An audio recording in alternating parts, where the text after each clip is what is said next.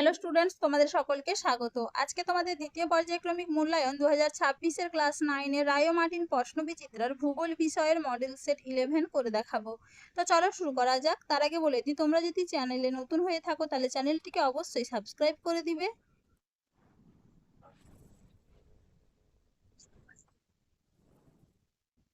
তুমি দেখে নি বিভাগ ক, সঠিক উত্তরটি নির্বাচন করো।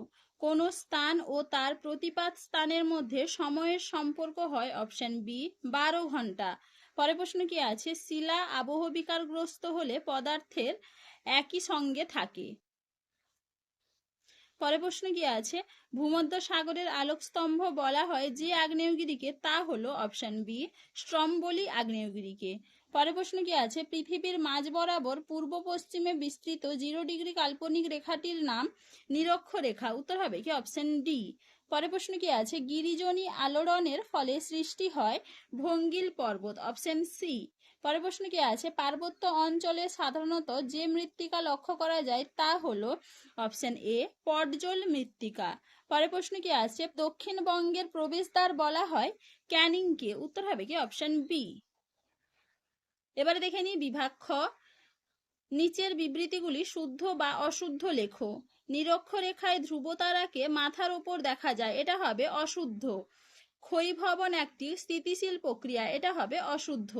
তিনের দাগে কি আছে? শূন্যস্থান পূরণ করো। পশ্চিমবঙ্গের সর্বোচ্চ শৃঙ্গের নাম ড্যাশ। উত্তর হবে কি? সান্তাকফু। পরের প্রশ্ন কি আছে? কোন স্থান থেকে পূর্ব দিকে গেলে স্থানীয় সময় ড্যাশ পায়। উত্তর হবে কি? বৃদ্ধি পায়। এবারে দেখে নি চারের দাগে, একটি বা দুটি শব্দে উত্তর দাও। জিএমটি এর পুরো নাম কি? উত্তর হবে কি? Greenwich mean time. পরের প্রশ্ন কি আছে? বর্তমানে পশ্চিমবঙ্গে কয়টি জেলা? উত্তর হবে কি? 23টি। এবার দেখে নি পাঁচের দাগে, ক স্তম্ভের সঙ্গে খ স্তম্ভ মিল করো। অন্তর্জাত প্রক্রিয়া, এটা হবে ভূমিকম্প। উদ্ভিদের শিকড়, এটা হবে জৈবিক আবহবিকার। চলো এবার দেখে নি বিভাগ গ, নিচের প্রশ্নগুলির 2-3টি বাক্যে উত্তর দাও। পর্বতের দুটি বৈশিষ্ট্য লেখো। এটা তোমাদের মডেল সেট 4-এ দেখানো হয়েছে। পরের প্রশ্ন কি আছে? নিরক্ষরেখাকে মহাবৃত্ত বলা হয় কেন? দেখে নাও উত্তরটা তোমরা। নিরক্ষরেখাকে মহাবৃত্ত বলে কেন, এখান থেকে এইটুকু লিখবে, ভালো করে একটু দেখে নাও। পরের প্রশ্ন কি আছে? পশ্চিমবঙ্গের সর্বাধিক আর্দ্রতম ও শুষ্কতম স্থানের নাম লেখো। সর্বাধিক আর্দ্রতম স্থান হবে বক্সাদুয়ার এবং শুষ্কতম স্থান হবে ময়ূরেশ্বর। পরের প্রশ্ন কি আছে? মৃত্তিকা সংরক্ষণের দুটি উপায় লেখো। দেখে নাও উত্তরটা তোমরা। মৃত্তিকা সংরক্ষণের উপায়, এখান থেকে এইটুকু লিখবে, ভালো করে একটু দেখে নাও।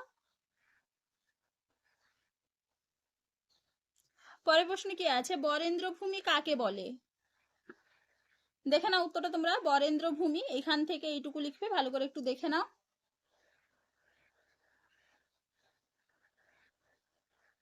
পরের প্রশ্ন কি আছে? এম ও পিএম বলতে কি বোঝো? দেখে নাও উত্তরটা তোমরা। এম পিএম, এখান থেকে এইটুকু লিখবে।